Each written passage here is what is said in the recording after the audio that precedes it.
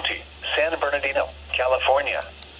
The National Weather Service in Las Vegas has issued a flash flood warning for San Bernardino County in Southern California until 8:45 p.m. PDT. At 5:36 p.m. PDT, Doppler radar and automated rain gauges indicated thunderstorms producing heavy rain across the warned area.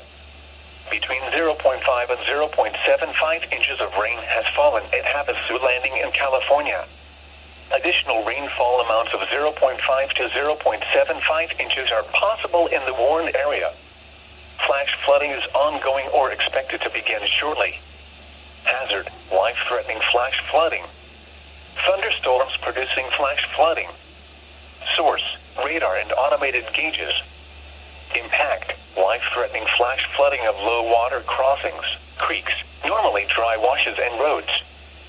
Some locations that will experience flash flooding include Havasu Landing, Highway 95 at mile marker 29 and Havasu Lake Road.